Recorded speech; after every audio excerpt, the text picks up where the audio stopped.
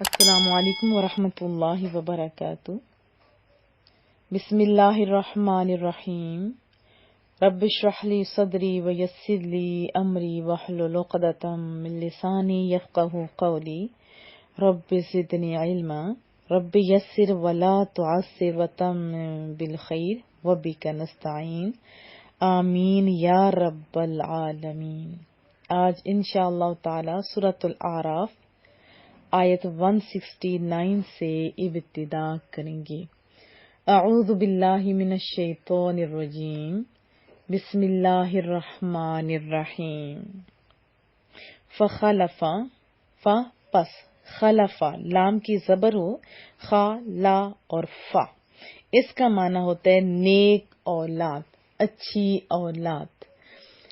اور اگر لام ساکن ہو جیسے آگے آئے گا خلف، ٹھیک ہے، آگے آئے گا خلفن من بعدہم خلفن، تو اس کا معنی ہوتا ہے خلف کا نالائق اولاد، نالائق جانشین۔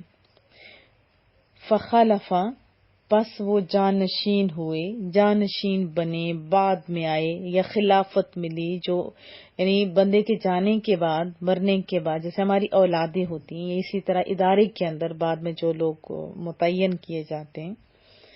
فخلف، پھر جانشین ہوئے یا پھر آئے، من بعدہم ان کے بعد۔ کون آئے؟ خلفن، نالائق جانشین آئے، ناخلف لوگ آئے۔ فخلف من بعدہم خلف، پھر جانشین بنے ان کے بعد وہ ناخلف، نااہل۔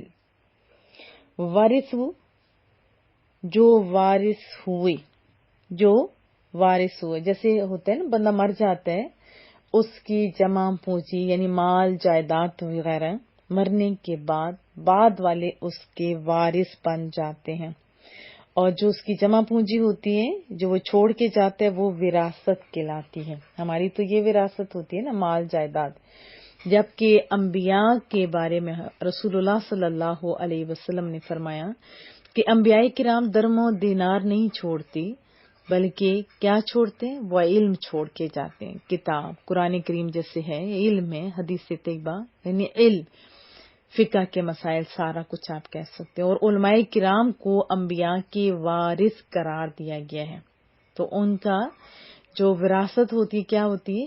علم ہوتی ہے۔ وارث الکتابہ، جو کتاب کے وارث بنے۔ یأخذون، وہ لیتے ہیں، وہ لے لیتے ہیں، عرضا، جیسے عارضی ہوتا ہے، جیسے دنیا کو بھی تو عارضی کہا گیا، جیسے حاضر ادنا آیا نا، اس دنیا کا آگے آیا ہے، تو دنیا کو دنیا کیوں کہتے ہیں؟ کیونکہ فوراً اس کا ریوارڈ مل جاتا ہے۔ اور دوسرے اس کا معنی ادنا بھی ہوتا ہے، ادنا کا بھی آپ جانتے ہیں، چھوٹی چیز۔ اور پھر ایک اور معنی آتا ہے حقیر چیز، جس کی کوئی خاص ویلیو نہیں ہوتی۔ عرضا یعنی متاع دنیا اور مال، ھذا الادنا، اس ادنا زندگی کا، جیسے ابھی آپ کو میں نے بتایا دنیا کے بارے میں کہ دو معنی اس کے آتے ہیں، ایک تو جلدی ریوارڈ ملنا اور دوسرا چھوٹی چیز، حقیر چیز۔ اور آخرت کے معاملے میں دنیا کی کیا ویلیو ہے؟ ذرا سی بھی نہیں، مچھر کے پر کے برابر بھی نہیں ہے۔ وَيَقُولُونَ، اور کہتے ہیں، سَيُغْفَرُ لَنَا، کہ ہمیں معاف کر دیا جائے گا، کہ ہمیں ضرور بخش دیا جائے گا۔ وارث الکتاب یأخذون عرض ھذا الادنی، وہ جو وارث بنے کتاب کے، وہ لیتے ہیں اس دنیا کا مال، ٹھیک ہے، وہ کیا کرتے ہیں؟ وہ کہتے ہیں ایک تو دنیا کا مال و متاع لے لیتے ہیں، اور پھر کہتے ہیں کہ ہم ضرور بخش دیے جائیں گے۔ اصل میں جو بنی اسرائیل تھے یہ انبیاء کی اولاد میں سے تھے، ٹھیک ہے۔ اب یہاں پہ ایک بات تو یہ ہے کہ یہود کی قومی سیرت کا ایک اور داغدار پہلو نمایاں کیا جا رہا ہے۔ ایک تو یہ کہ وہ مال و دولت جمع کرنے میں اتنے حریص تھے کہ ان کا مرض لا علاج ہو چکا تھا، کیونکہ سے بعض رانی کی ایک ہی صورت ہو سکتی تھی نا کہ ان کے دل میں پھر عذاب الہی کا خوف ڈالا جائے، ہولناک انجام سے ڈرایا جائے تاکہ وہ توبہ کریں، لیکن وہاں کوئی گنجائش نہیں رہی تھی، کیونکہ انہوں نے اپنے آپ کو ایک مغالطہ میں مبتلا کر رکھا تھا۔ وہ کہتے تھے کہ ہم اللہ تعالیٰ کے لاڈلے ہیں، ہم تو اللہ کے پیارے ہیں، ہمیں دوزخ کی آگ نہیں جلا سکتی، ہم تورات کے عالم ہیں، ہمارے لیے اللہ کی جناب میں ایسی خصوصی رعایتیں ہیں جس کی وجہ سے انہیں آگ نہیں جلا سکتی۔ یہ ان کا خیال تھا، اور اسی وجہ سے وہ بے راہ روی میں مبتلا ہوتے گئے، اور اس قسم کی بے راہ روی ہمیں کوئی گزند بھی نہیں پہنچا سکتی، یہ ان کی خام خیالی تھی، اور ہماری بخشش کا ہم سے وعدہ ہو چکا ہے۔ آپ خود سوچیں، جب کسی قوم کی جو ذمہ دار تعلیم یافتہ طبقہ کی اخلاقی پستی اور دنیا پرستی کا یہ حال ہو تو عوام کا کیا حال ہوگا۔ اب سوچئے، رسول اللہ کے امت کے مشائخ علماء اپنی اولاد کی تعلیم اور دینی تربیت کی طرف کیا توجہ دے رہے ہیں، یا وہ خود بعمل ہیں؟ اگر بعمل ہیں اور توجہ دے رہے ہیں تو خوش نصیب، اگر نہیں دے رہے تو پھر بنی اسرائیل کی جیسے علماء بھی غلط فہمیوں کا شکار تھے، پھر اولادیں بھی اس بیماریوں میں بڑھتی گئیں، تو سوچئے کہ ہم بھی اس میں شامل نہ ہو جائیں۔ اب ان کی جو عیب تھے نشی رکھیے، ایک تو ہم نے سورۃ البقرہ میں بھی اس کو پڑھ چکے ہیں، اختصار کے ساتھ پھر پڑھا دیتی ہوں، یعنی وہ رشوت لیتے تھے، تورات کے حکام بدل دیتے تھے۔ کون؟ جو علماء کرام تھے اس ٹائم کے، جو تورات کے عالم تھے، جو فتویٰ دینے والے تھے، لیے پیسے اور جو بندہ آتا اس کے حق میں فیصلہ دے دیتے تھے، احکام ہی چینج کر دیتے تھے، اور پھر نافرمانی کے باوجود وہ کیا کہتے کہ ہمارا یہ گناہ بخش دیا جائے گا، اس پر ہماری پکڑ نہیں ہوگی۔ پھر اس جرم پر قائم رہے، جب بھی رشوت ملی لے لیا، اور پھر حکم بدلتے گئے۔ اور یہ جو جرائم انہوں نے کیے تھے، ایسے نہیں کہ بس بھول چوک سے ہو گئے، ایسی بات نہیں تھی، وہ دانستہ یہ جرائم کرتے تھے۔ ہم نے پیچھے کتنی دفعہ پڑھ چکے ہیں کہ رسول اللہ کا بھی جہاں تذکرہ ہوتا تھا اس کو بھی چھپا دیتے تھے، یعنی وہ حق کو چھپائے رکھتے تھے، صحیح نہیں بتاتے تھے۔ اب اور عوام تو ظاہر جیسے علماء کہتے تھے ایسے مان لیتے تھے، زیادہ تر تو ان پڑھ طبقہ تھا، زیادہ تر تو کیا تھا؟ ان پڑھ طبقہ تھا۔ اب دیکھیے ہمارا حال کیا ہے، پھر ایک دفعہ سوچتے ہیں کہ کیونکہ ان کا بھی یہی خیال تھا نا کہ ہم تو انبیاء کی اولاد ہیں، ہم تو بڑے پیارے ہیں، گناہ پر مواخذہ نہیں ہوگا، اور ہم لوگوں کی بھی یہی حالتیں بڑھتی جا رہی ہیں۔ ہم بھی کیا سمجھتے ہیں؟ اعمال کیا ہیں؟ زیرو، اور توقعات کیا ہیں؟ جنت کے حقدار سمجھتے ہیں۔ اور یاد رکھیے یہ شیطان کا دھوکہ ہے، گناہوں میں بھی ڈالتا جاتا ہے، اور پھر کیا کہتے ہیں کہ اللہ بڑا غفور الرحیم ہے، ہمارا تعلق فلاں سے، ہم تو بخشے جائیں گے۔ یہ وہی تو نہیں جو پہلے وہ لوگ کرتے رہے اور ہم بھی یہی کر رہے ہیں؟ ایسا ہی ہے، یاد رکھیے اللہ غفور الرحیم ہے تو اللہ پکڑنے والا بھی ہے۔ حدیث طیبہ سن لیتے ہیں، حضرت معاذ بن جبل فرماتے ہیں کہ ان قریب لوگوں کے سینوں میں قرآن اس طرح بوسیدہ ہو جائے گا جس طرح کپڑا بوسیدہ ہو کر جھڑنے لگتا ہے۔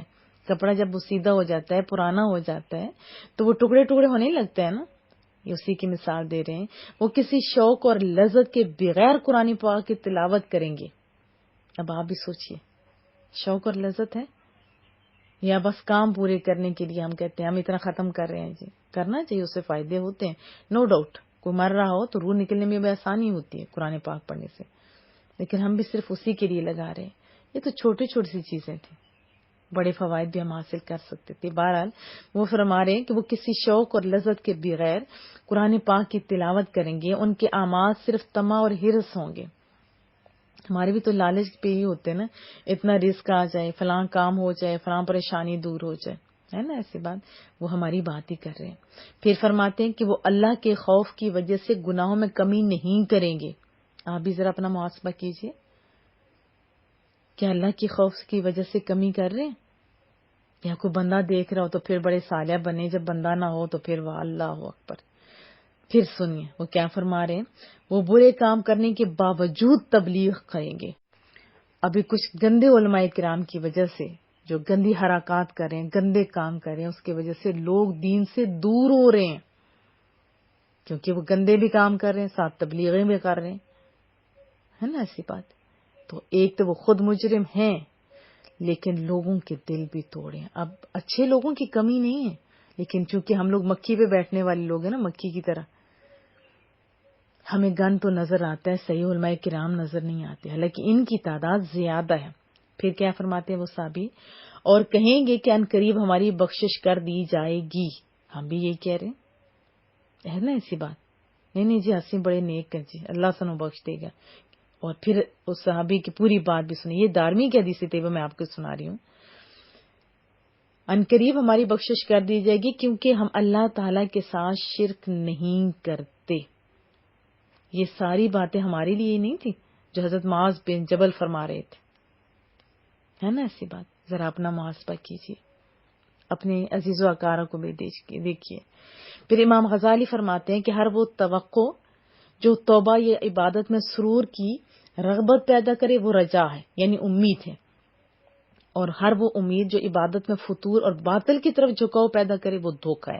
جیسے مثال دے کے سمجھاتے ہیں کہ کسی شخص کے دل میں خیال پیدا ہو کہ وہ گناہ ترک کر دے اور عمل میں مشغول ہو جائے، اور شیطان اس سے کہے، یعنی عمل کرے اور کیا کرے، برائیوں سے بچے. اب شیطان کہے کہ تم اپنے آپ کو کیوں عذاب اور تکلیف میں ڈالتے ہو، ظاہر مشکل تو ہوتا ہے نا، نماز پڑھنا، قرآن کریم سمجھنا، ٹائم نکالنا پڑتا ہے.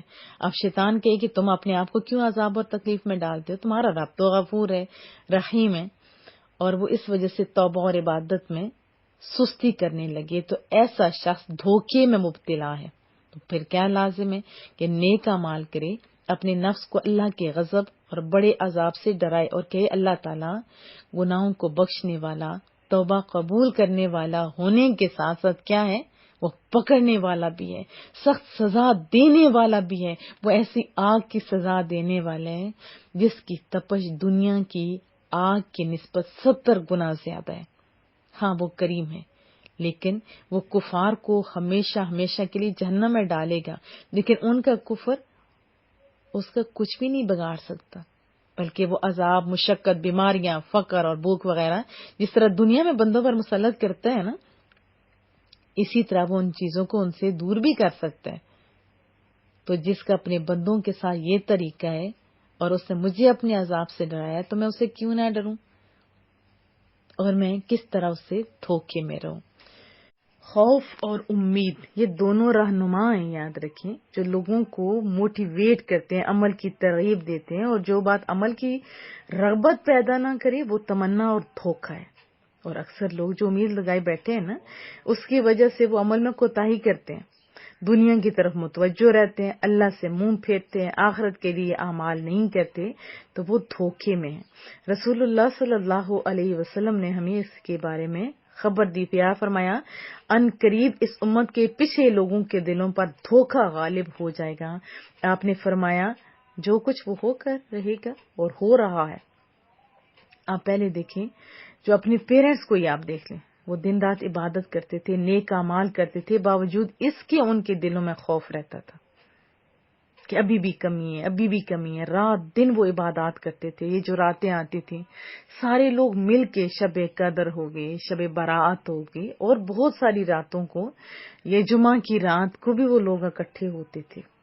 تو بڑا ان کے اندر یہ جوش اور جذبہ تھا، عبادت کا ذوق بھی تھا، اور وہ ڈرتے رہتے تھے اور برے کاموں سے بچتے تھے، چاہے لوگوں کے سامنے ہوں چاہے تنہائیوں میں ہوں.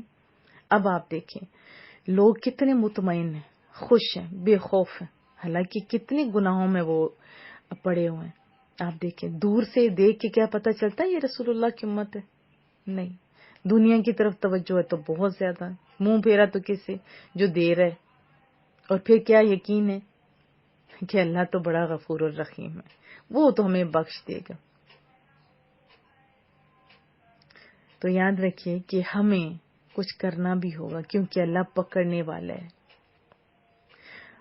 ہم گناہوں کے باوجود بے خوف ہیں، لیکن صحابہ کرام اور جو بزرگ تھے وہ سارا کچھ کرنے کے باوجود بھی ڈرتے رہتے تھے.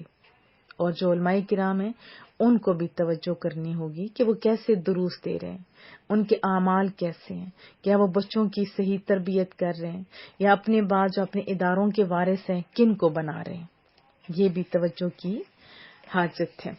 اچھا، وہ لوگ کیوں دور ہوئے ان چیزوں سے، کیوں غلط امیدوں میں پڑ گئے؟ آپ سوچئے۔ ایک تو علماء کرام ان لوگوں کو غلط بتاتے تھے، اور پھر تربیت صحیح نہیں کرتے تھے۔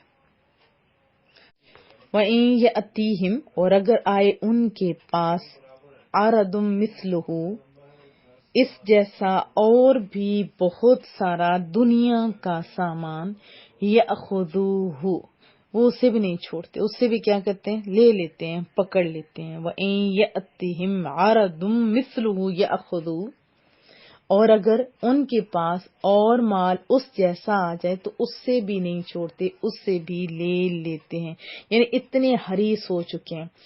اب یہ ساری برائیاں کیوں ہیں؟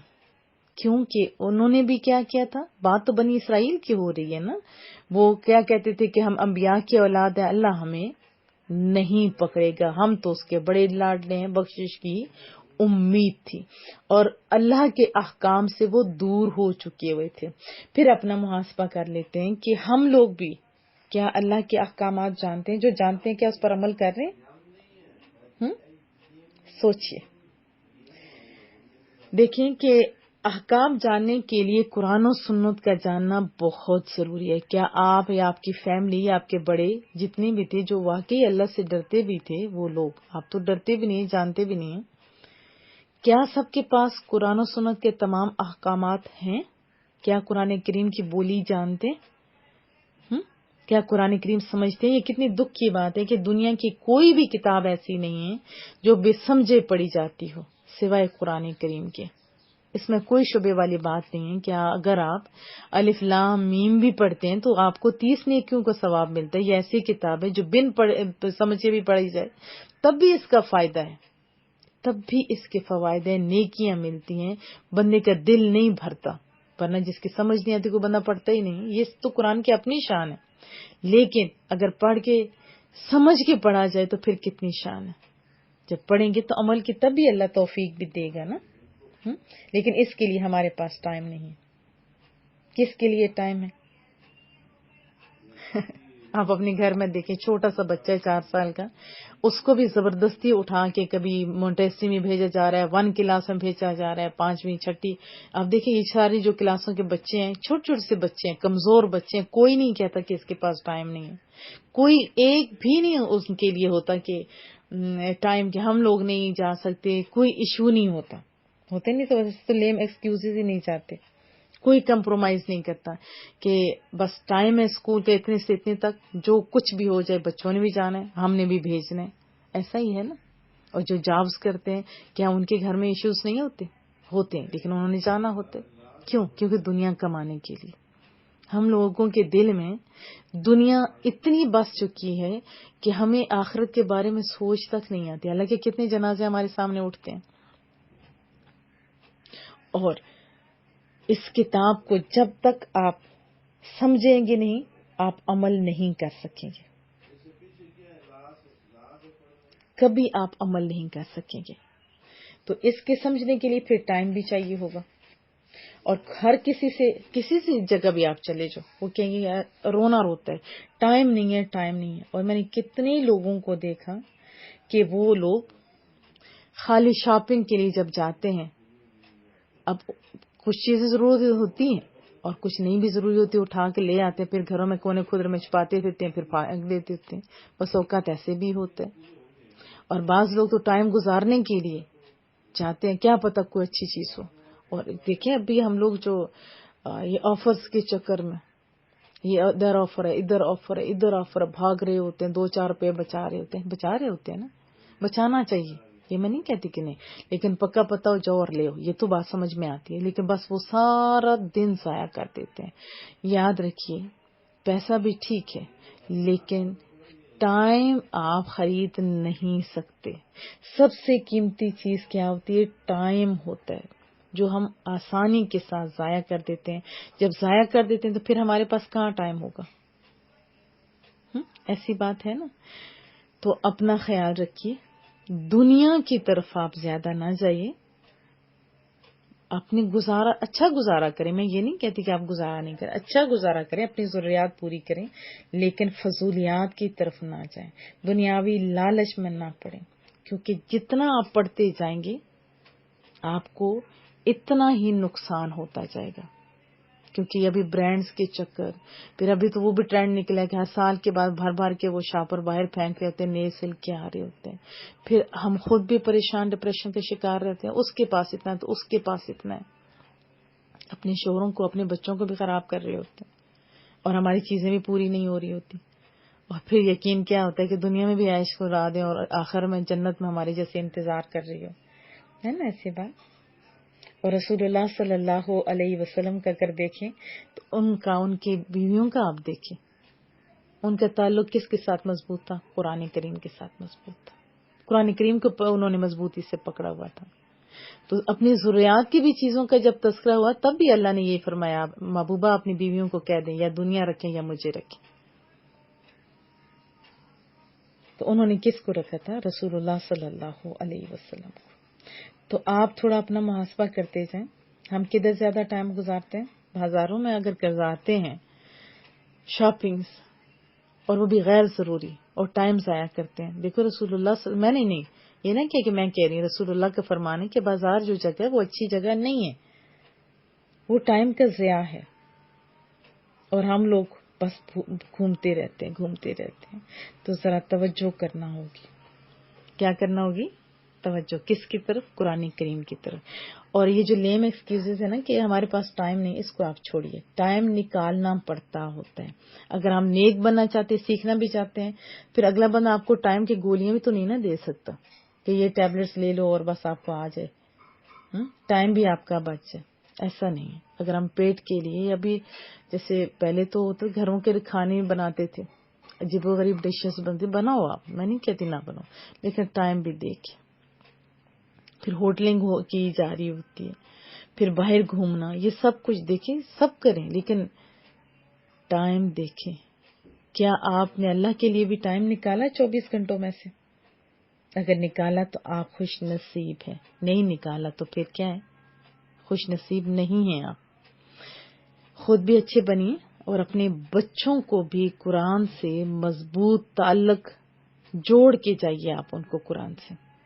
جس طرح آپ دنیا کی چیزیں آپ وراثت بنا کے جاتے ہو نا, جیسے گولڈ ہی ہوتے ہیں, ماں کیا کہتے ہیں یہ میرا فلاں کا, یہ میرے فلاں کا, اگر نہیں بھی اسے یاد رہتا, اچانک موت آ جاتی تب بھی تالے میں رکھ کے جاتی ہے حفاظت میں. اور پھر کیا ہوتا ہے, بچوں میں تقسیم کر دیے جاتے ہیں. اور پھر آپ دیکھیں, میں نے بہت سارے لوگ ایسے دیکھے جن کے بزنس ہوتے ہیں لیکن وہ اہل بندوں کو دے کے جاتے ہیں, اہل بچوں کو دے کے جاتے ہیں, نااہل کو نہیں دیتے.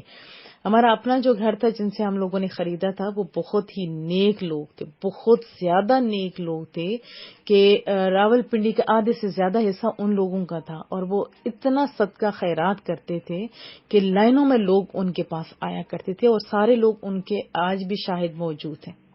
لیکن جب ان کے بچے آئے, سب سے پہلے انہوں نے کیا روکا؟ صدقہ خیرات روکا. پھر انہوں نے کیا روکا؟ جو مساجد انہوں نے بنائی ہوئی تھی نا پیرنٹس نے, اس کو بھی کہا کہ یہ بدعت ہے تو یہ شرک ہے, یہاں ختم ہوتے ہیں یا قرآن پڑھے جاتے ہیں. اور پھر انہوں نے کیا کیا کہ جو یہ صدقات خیرات کو تو چھوڑ دیا, ڈانس گانا اور ان چیزوں کے اوپر پڑ گئے اور فضول عیاشیوں میں پڑ گئے. وہ لوگ جن کے ہاں اتنی برکات تھی, جو ان کے بچے انہیں کو غلط کہہ رہے ہیں, لیکن خود کیا ہوا کہ کرائے کے مکانوں میں رہ رہے ہیں. وہ جن کا آدھا پنڈی تھا, راول پنڈی کا ایریا تھا جن کا, اور آج ان کے بچے کیا کر رہے ہیں؟ کیونکہ ان کے وارث ناخلف تھے.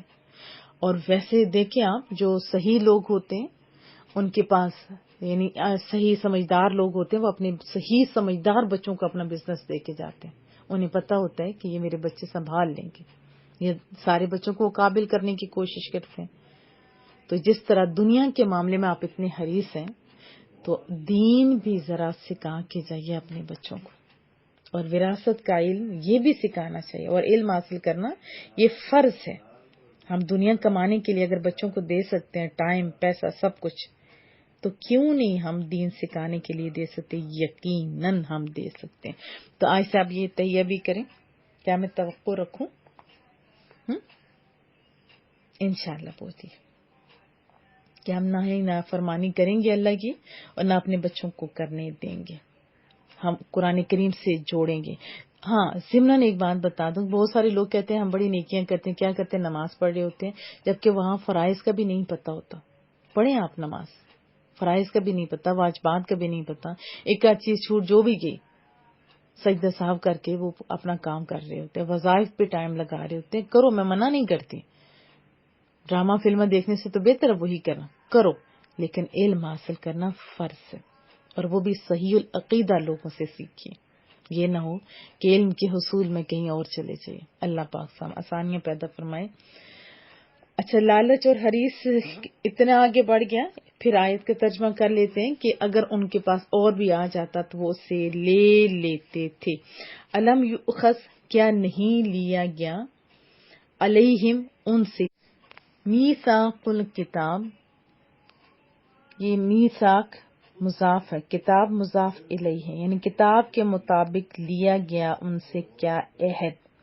میثاق، اب میثاق کا لفظی معنی ہوتا ہے کسی چیز کے ساتھ چمٹ جانا، کسی چیز کے ساتھ چمٹ جانا اور حفاظت کرنا، یعنی پکا وعدہ جو ہوتا ہے. میثاق پختہ وعدہ. الم یؤخذ علیہ میثاق الکتاب، کیا ان سے پختہ وعدہ نہیں لیا گیا تھا، اللہ یقولوا اللہ، کہ وہ اللہ کی طرف کوئی بات منسوب نہیں کریں گے، الا الحق، مگر کریں گے تو کیسی؟ حق بات. کیا فرمایا گیا؟ کیا ان سے پختہ وعدہ نہیں لیا گیا تھا کتاب میں کہ وہ اللہ کی طرف کوئی بات منسوب نہیں کریں گے سوائے حق کے، یعنی سوائے حق کے کوئی غلط بات وہ منسوب نہیں کریں گے. ودرسوا، اور پڑھ لیا. اب اس کے بھی دو معنی ہوتے ہیں درس کے. درس کا تو ایک معنی ہوتا ہے نا سکھانا، ٹھیک ہے. درسوا، انہوں نے پڑھ لیا. درس ان کتاب یا علم کو یاد کرنے کے لیے متوجہ ہونا. ویسے عام طور پہ مشہور ہے کہ درس سننے جا رہے ہیں، اس کا کیا فائدہ ہوتا ہے کہ درس سننے کے بعد ہم برائیوں کو مٹا دیتے ہوتے ہیں اور اچھائیوں کی طرف آ جاتے ہیں. تو اس طرح اس کا معنی مٹانا بھی ہوتا ہے. وَدَرَسُوا مَا فِيهِ، اور انہوں نے جو کتاب میں تھا وہ پڑھ لیا. وَالدَّارُ الْآخِرَةُ، اور آخرت کا دار، آخرت کا گھر، خیر، بہتر ہے، للذین، ان لوگوں کے لیے، کن کے لیے؟ یتقون، جو متقی ہیں. اور آخرت کا گھر ان کے لیے بہتر ہے جو متقی ہیں. ظاہر ہے جن لوگوں نے تقوی اختیار نہیں کیا ہوگا، اچھے اعمال نہیں کیے ہوں گے، تو پھر آخرت کا گھر تو جنت تو نہیں ہوگا نا، اس کے اپوزٹ ہوگا. افلا تعقلون، کیا تم اتنا بھی نہیں سمجھتے؟ یہاں تو بات ساری سمجھا دی گئی، واضح طور پر بتا دیا گیا کہ اگر تم صحیح سیکھو گے، عمل کرو گے، جو وعدے قرآن، بات بنی اسرائیل کی ہو رہی ہے، لیکن ادھر ہمارے لیے بھی تو یہ بات ہے نا کہ اگر ہم نے بھی قرآن کے جو عہد ہیں، قرآن کی جو باتیں ہیں، ان کو پورا نہیں کیا تو ہمارا بھی انجام کیا ہوگا. بظاہر تو اور حقیقت بھی یہ ہے کہ یہ آیت یہود کے اس طریقہ کار اور اخلاق کی پستی کی مذمت ہے نا.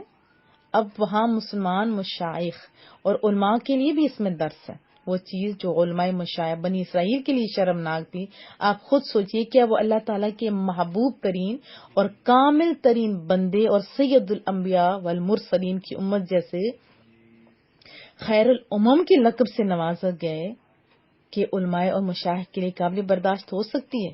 اگر آخری نبی کی آخری شریعت اور آخری کتاب کی امین اپنی ذمہ داریوں کو ادا نہیں کریں گے اور شریعت کے احکام بھی دولت کمانے کا ذریعہ بنا کے وہ رہ جائیں گے، تو پھر اس چشمہ صافی سے دنیا کے پیاسے کیوں کر سیراب ہو سکتے ہیں؟ اس میں سب کے لیے سبق ہے. کن کے لیے؟ سب کے لیے سبق ہے. اپنا بھی آپ محاسبہ کرتے جائیے. کیا آپ نے تقوی اختیار کیا؟ تقوی کے لیے تو ضروری ہے علم. ہم کہتے ہیں نا عمل کے لیے علم ضروری ہے، اور علم کے لیے قرآن و سنت سیکھنا ضروری ہے، اور اس کے لیے ٹائم نکالنا ضروری ہے، شوق ضروری ہے۔ یہ نہیں کہ ہم کہیں کہ سیکھنا بھی چاہتے ہیں، نیند بھی نہیں چھوڑتے، سیکھنا بھی چاہتے ہیں، دنیا کے دھندوں کو بھی نہیں چھوڑتے، فضولیات کو بھی نہیں چھوڑتے، تو یہ تو غیر مناسب طریقہ ہے نا۔ ذرا سوچئے اور آج صحیح تہیہ کیے کہ خود بھی کریں، کہ خود بھی سیکھیں گے اور دوسروں کو بھی دعوت دیں گے۔ بتائیے کیا آپ نے کتنے لوگ شامل کروائے گروپ میں؟ ان سے کیا پوچھا کہ آپ نے یہ سیکھا یا نہیں؟ تو آج سے کوشش کریں۔ والذین، اور وہ جنہوں نے یمسکون بالکتاب، یمسکون مضبوط پکڑتے ہیں، یعنی پابند ہے۔ مراد کیا ہے؟ پابند ہے، مضبوطی سے پکڑا ہوا ہے۔ اب سیکھیں گے تو پابند ہوں گے نا، پتہ ہی نہیں ہوگا تو پھر کیا ہوگا؟ ہم جیسے قرآن کریم چوم چام کے اوپر رکھتے ہیں، چومنا چاہیے، ادب کرنا چاہیے، بے خوشبوئیں لگائیں، اوپر رکھیں، ادب کے ساتھ رکھیں، اس کا بھی احترام بہت ضروری ہے۔ لیکن خالی بند کر کے رکھ دیں گے، کہیں گے بڑا مضبوطی سے ہم نے بند کر کے رکھا ہوا ہے، تو پھر کیا ہوگا؟ کیا کبھی آپ نے ایک بچے کو کہا ہے کہ میرے بچے کتاب خراب ہو جائے گی، اس کو بس سمیٹ کے پیسے میں نے لگائے ہوئے ہیں اوپر شاپر میں ڈال کے رکھ دو، اور پھر توقع رکھو کہ میں فرسٹ آ جاؤں گا یا میرا بچہ فرسٹ آ جائے گا؟ کیا یہ آنکھوں والی بات نہیں ہوگی؟ تو مطلب کیا ہے کہ احکام کے پابند ہونا۔ والذین یمسکون بالکتاب، اور جنہوں نے کتاب کو مضبوطی سے پکڑا ہوا ہے، پکڑتے ہیں، احکامات کو سمجھتے ہیں اور اس پر عمل کرتے ہیں۔ واقاموا الصلاۃ، اور نماز کو قائم کیا۔ اقامت میں کیا آتا ہے؟ پابندی کے ساتھ 5 ٹائم کی نماز پڑھنا، ٹائم کی پابندی کے ساتھ۔ یہ نہیں کہ سورج غروب ہو رہا ہو تو ٹانگیں اٹھا کے دیکھیں کہ ابھی تھوڑا ٹائم ہے، نہیں، ایسی بات نہیں ہوتی۔ ہر ٹائم کوشش کریں کہ اول ٹائم میں ہی آپ نماز پڑھ لیا کریں۔ ہاں مجبوری کے تحت ہو تو جو ٹائم ہے اس کے اندر آپ پڑھ لیں۔ پھر نماز کی اقامت کا مطلب یہ بھی ہوتا ہے کہ اس کی جو شرائط ہیں، واجبات ہیں، ان کو بھی سمجھ کے پورا جو آپ پڑھ رہے ہیں اس کی بھی آپ کو سمجھ ہو، ہر چیز کی سمجھ ہو، ٹائم کی پابندی ہو، اور 5 ٹائم کی نماز، یہ نہیں کہ 2 دن کی پڑھ لی تو 4 دن چھوڑ دی، ایسا نہیں۔ تو پھر کیا فرمایا؟ جنہوں نے کتاب کو پکڑا اور پھر نماز کو بھی قائم کیا۔ آپ یہ بھی یاد رکھیں کہ یہ نہیں کہ قرآن کریم پڑھنا بہت بڑی عبادت ہے، نو ڈاؤٹ یہ بہت بڑی عبادت ہے، پڑھنا بھی چاہیے، لیکن اگر نماز کا ٹائم ہوگا اور آپ چھوڑ دیں گے نماز کو تو پھر آپ کو ثواب نہیں ہوگا۔ بات سمجھ آ رہی ہے؟ اس آیت کا جو شان نزول ہے وہ بھی تھوڑا سمجھ لیں تو زیادہ اچھا لگے گا کہ ایک تو تھامنے سے مراد میں نے آپ کو بتایا عمل کرنا، احکام کو ماننا اور اس میں تبدیلی نہ کرنا، اور شان نزول یہ ہے کہ حضرت عبداللہ بن سلام رضی اللہ تعالی عنہ ایسے اصحاب کے حق میں نازل ہوئی جنہوں نے پہلے کتاب کا، جو ان کی اپنی کتاب تورات تھی، اس پر بھی عمل کرتے تھے، اس میں تعریف بھی نہیں کرتے تھے اور مضامین کو بھی چھپایا نہیں کرتے تھے، جو کچھ اس پہ لکھا ہوا تھا اس پہ عمل کرتے تھے۔ پھر جیسے ہی قرآن کریم نازل ہوا، رسول اللہ تشریف لائے تو وہ ایمان لے آئے تھے۔ اور دوسری بات اقام الصلاۃ، نماز قائم کرنا، مضبوطی سے پکڑنا قرآن کریم کو اور نماز کو بھی، دونوں کا مضبوطی سے پکڑنا، دونوں اہم عبادات ہیں، بہت ضروری ہے۔ کیونکہ نماز کی موٹیویشن کے لیے چند ایک باتیں میں اور بھی آپ کو بتا دیتی ہوں۔ حضرت عمر فاروق رضی اللہ تعالیٰ عنہ فرماتے ہیں کہ ایک صاحب نے عرض کی، یا رسول اللہ صلی اللہ علیہ وسلم، اسلام میں سب سے زیادہ اللہ تعالیٰ کے نزدیک محبوب کیا چیز ہے؟ تو رسول اللہ صلی اللہ علیہ وسلم نے فرمایا، وقت میں نماز پڑھنا، اور جس نے نماز چھوڑی اس کا کوئی دین نہیں۔ نماز دین کا ستون ہے، بحوالہ شعب الایمان۔ حضرت انس رضی اللہ تعالیٰ عنہ سے روایت ہے، رسول اللہ صلی اللہ علیہ وسلم نے فرمایا، سب سے پہلے قیامت کے دن بندے سے نماز کا حساب لیا جائے گا۔ اگر یہ درست ہوئی، یعنی نماز درست ہوئی، تو باقی اعمال بھی ٹھیک رہیں گے، اور یہ بگڑی تو سبھی بگڑے، یعنی اگر یہ نماز ہی صحیح نہیں ہوئی، آپ نے صحیح نہیں پڑھی یا پڑھی نہیں، تو یہ پہلا سوال جب غلط ہوا تو آگے تو پھر ساری غلطیاں کنجی ہے نا یہ۔ تو جب تالا کھلے گا ہی نہیں تو اندر کیسے جاؤ گے آپ؟ دنیا کے اندر بھی کسی کے گھر میں کیسے بندہ انٹر ہو سکتا ہے جب تک کی نہیں لگے گی؟ تو جنت میں پھر کیسے بندہ جا سکتے ہیں؟ پھر حضرت عبادہ بن صامت رضی اللہ تعالیٰ عنہ سے روایت ہے، رسول اللہ کا فرمان، 5 نمازیں اللہ تعالیٰ نے بندوں پر فرض کی ہیں۔ پہلے کتنی تھی؟ 50 سے پھر کس نے کروائیں؟ رسول اللہ صلی اللہ علیہ وسلم نے عرض کی، پتہ تھا نا اپنی امت کا، 5 نمازیں، اور 5 کا ثواب 50 کے برابر آپ کو ملتا ہے۔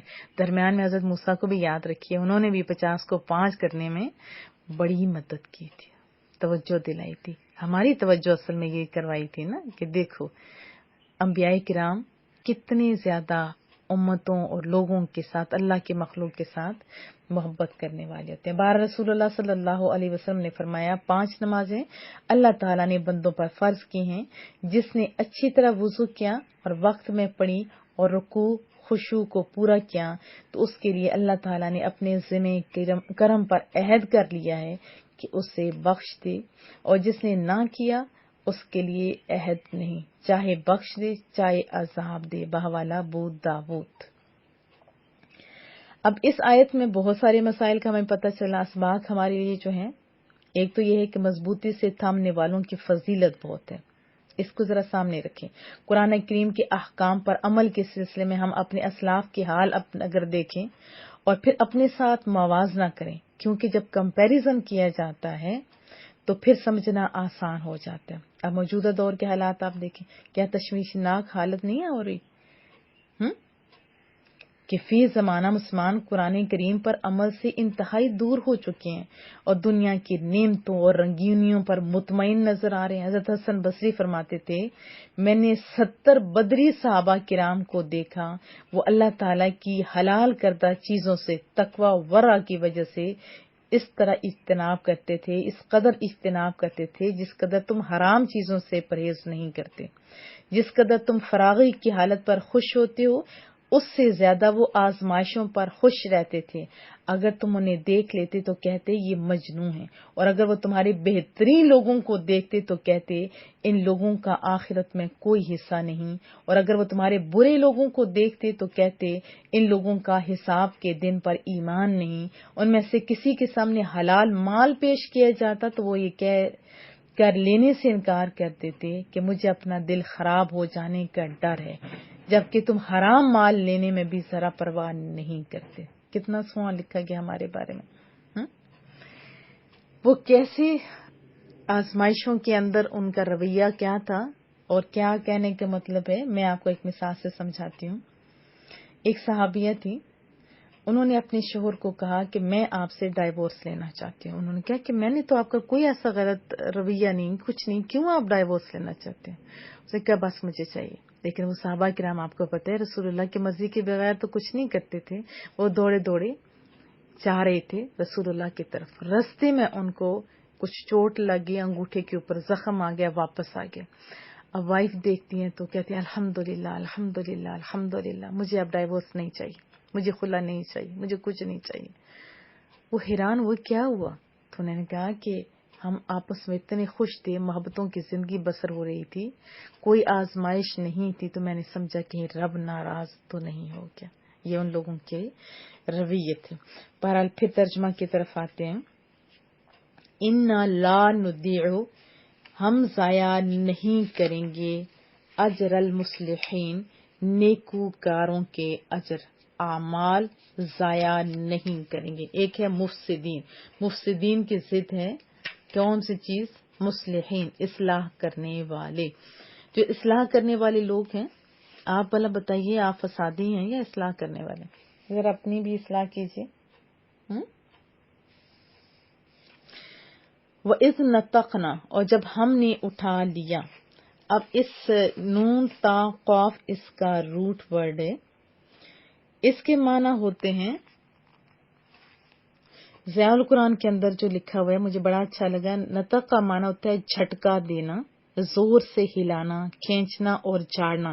جب پہاڑ میں زلزلہ آتا ہے نا، یہ مثال دی گئی، تو اسی قسم کی کیفیت رونما ہوتی ہے۔ اور جو لوگ پہاڑ کے درمیان کھڑے ہوتے ہیں، زلزلہ آ رہا ہو تو آپ کو کیا لگتا ہے؟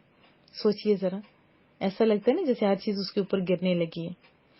اور پھر کتاب خروج ہے جو بنی اسرائیل کی کتابوں میں سے کتاب ہے، اور تورات سے بھی اس کی تائید ہوتی ہے۔ کتاب خروج اس کی آیت 19 ہے، 16 تا 19 ترجمہ سن لیتے ہیں۔ جب تیسرا دن آیا تو صبح ہوتی بادل گرجنے اور بجلی چمکنے لگی اور پہاڑ پر گالی گھٹائیں چھا گئیں اور کرنا کی آواز بہت بلند ہوئی. سب لوگ ڈیروں میں کانپ گئے اور موسیٰ لوگوں کو خیمہ گاہ سے باہر لائے کہ خدا سے ملائے، اور وہ پہاڑ سے نیچے آ کھڑے ہوئے اور کوئی سینہ اوپر سے نیچے تک دھوئیں سے بھر گیا، کیونکہ اللہ تعالی شعلہ میں ہو کر اس پر اترا اور دھواں تندور کے دھوئیں کی طرح اوپر کو اٹھ رہا تھا اور وہ پہاڑ زور سے ہل رہا تھا. آپ خود سوچئے کہ اگر اس طرح کے دھواں ہو اور یہ خوف اور زلزلہ ہو تو کتنی خوفناک صورت ہوتی ہے. بہرحال نتق کا معنی ہوتا ہے کسی چیز کو جڑ سے اکھیڑ لینا. جیسے کہیں دیوار میں کیل ٹھونکا ہوا ہو تو اس کو نکالنے کے لیے اکھیڑتے ہیں، یا کوئی پودا زمین کے اندر ہو یا کوئی درخت ہو تو اس کو اکھیڑنے کے لیے زور لگایا جاتا ہے اور ایسے کر کے اوپر اٹھایا جاتا ہے، اکھیڑا جاتا ہے. اور قرآن کہتے ہیں پہاڑ بھی کیل ہے، اور جب اس کو اکھیڑ دیا ہوگا، اللہ کے لیے کیا بعید ہے. آپ سوچیں کہ وہ پہاڑ کو اکھیڑے اور سر پر آویزاں کر دے. وہ رب کریم جو آسمان کو سر پہ کھڑا کر سکتے ہیں، کیا وہ نہیں یہ کھڑا کر سکتا؟ کھڑا کر سکتے ہیں نا. تو پھر اب یہ سمجھیے اس نتقنا، جب ہم نے اٹھایا کس کو، جبلا پہاڑ کا، فوقہم ان کے اوپر، کأنہ گویا کہ وہ ذلہ. ذلہ کے بھی دو معنی ہوتے ہیں، ایک تو ہم نے پیچھے پڑھا تھا بادل، اور دوسرا کیا ہے سایہ، جیسے چھتری ہوتی ہے یا کوئی چیز ہوتی ہے، سایہ، سائبان، چھتری وغیرہ. وظنوا اور خیال کرنے لگی انہو کہ وہ واقع ہونے والا ہے، گر پڑنے والا ہے، بہم ان پر، جیسے اوپر سے ان کے اوپر گرنے والا ہے. جب ہم نے ان کے اوپر پہاڑ اٹھایا اس طرح گویا وہ سائباں ہیں، اور خیال کرنے لگے کہ وہ ان پر گر پڑے گا، تو ہم نے کہا پکڑ لو، خذو پکڑ لو، ما آتیناکم جو ہم نے دیا ہے تمہیں، بقوہ پوری قوت کے ساتھ. ہم نے سورہ بقرہ کے اندر بھی پڑھا تھا، پوری آیات پڑھی تھی 63، اور یہ ساری آپ وہاں دیکھ سکتے ہیں. اور اس کے علاوہ بہت ساری آیات پڑھی تھی، اور قرآن کریم کے اندر جو پہلے میں نے آپ کو پڑھایا تھا وہ سارا ذہن میں لائیں تو آپ کے ذہن میں آئے گا. وَاذْكُرُوا اور یاد کرو ما فیہ جو اس میں ہے، لعلکم تتقون تاکہ تم پرہیزگار بن جاؤ. جب بنی اسرائیل نے تکالیف شاقہ کی وجہ سے تورات کے احکام قبول کرنے سے انکار کر دیے، کیونکہ ان کی عادت ہو گئی تھی نا انکار کرنے کی، پھر ان کے پر احکام بھی سخت آنے لگے ہوں گے، تو جبریل امین نے ایک پہاڑ جس کی مقدار بتائی جاتی ہے اس کے لشکر کے ساتھ وہ آئے تھے، 3 میل لمبا اور 3 میل چوڑا پہاڑ اٹھایا، سائبان کی طرح ان کے سروں پر قریب کر دیا، اور کہا کہ تورات کے احکام قبول کرو ورنہ تم پر یہ گرا دیا جائے گا. اب جیسے ہی انہوں نے دیکھا کہ اوپر سے پہاڑ آ رہے ہیں، جیسے آپ سوچئے، پہلے ہم سوچتے ہیں پھر آگے کرتے ہیں بات، کہ جب کوئی مجرم ہو وہ نہیں بات مانتا تو ڈنڈا اٹھایا جاتا ہے نا، پھر وہ بولنا شروع کر دیتا ہے نا. ایسی بات پہلے تو نہیں سمجھتا، پھر جب اسے پتا ہے کہ اب ڈنڈے لگیں گے، یا 4-5 پڑھ چکے ہوتے ہیں، پھر دوبارہ اوپر ڈنڈوں کے بارش ہونے کا ڈر ہوتا ہے تو بولنا شروع کر دیتے ہیں نا. اسی طرح کوئی بچہ جو ضدی ہو، نہ بات مانے، بڑا ہی پیار کرو، آخر میں ڈنڈا استعمال کیے جاتے ہیں. اور جب کوئی چیز کا پتہ ہو کہ اوپر سے آنے والا، پھر بولتے ہیں نا، یہ سمجھتے ہیں. اب یہ سامنے رکھیے، پھر جب پہاڑ جیسے انہوں نے دیکھا وہ سجدے میں گر گئے، مگر اس طرح وہ گرے کہ بایاں رخسار اور آبروت انہوں نے سجدے میں رکھ دیا، دائیں آنکھ سے چپکے پہاڑ کو دیکھتے رہے کہیں وہ گر نہ جائے. تو یہ دیکھیں ان کی حالت تھی. اور اب تک یہودیوں کے سجدے کی یہی شان ہے. تو اس سے کیا پتہ چلا؟ بہت ساری باتوں کا ہمیں پتہ چلا. ہم خوش نصیب ہیں، ہمیں تو 23 سال میں قرآن کریم آہستہ آہستہ، تاکہ اس پر عمل کرنا بھی آسان ہو جائے.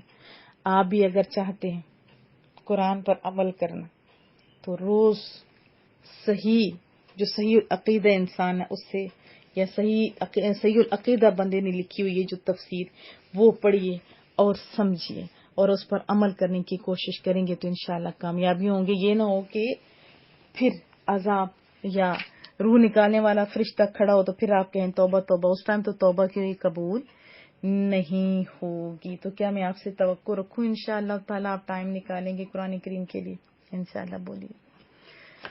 تو سخت دن آنے سے پہلے ہی اچھے کام کریں گے انشاءاللہ بولیے. تو ایک دفعہ پھر ذہن نشین کر لیتے ہیں کہ اس کے میں ایک لفظ آیا ہے وَذْكُرُوا، اس پہ بھی توجہ دینی ہوگی. ایک تو ہوتا ہے معنی یاد کرنا، دوسرا معنی ہوتا ہے دوسروں کو یاد کرانا. یہ رسول اللہ کی امت پہ ڈیوٹی ہے، کیونکہ رسول اللہ کا فرمان ہے جو مجھ سے سنو وہ دوسروں تک پہنچاؤ. ہو سکتا ہے وہ تم سے زیادہ عمل کرنے والا ہو. تو علم حاصل کرنا فرض ہے، اور سب سے پہلے قرآن و سنت کا. جیسے عالم بنانا، تو ساری اولاد تو نہیں اگر بنا سکتے ہو، کوئی کا تو بنا لو نا. اور دوسری بات کہ جو ضروری علوم ہے، جو ضروری سیکھنا ہے، وہ تو ہر ایک پہ سیکھنا فرض ہے. تو ہماری ایک کلاس چلتی ہے، بچوں کی بھی ایک ہے، جس میں ہم بچوں کو ہفتے میں 3-4 کلاسیں چھٹی والے دن ہی لیتے ہیں. تو آدھا گھنٹہ ہوتے سکھانے کے لیے فرض علوم. تو اس میں بھی آپ شامل کر سکتے ہو بھی سکتے ہو. اللہ پاک سمجھ عطا فرمائے. دعاؤں کی درخواست رہے گی.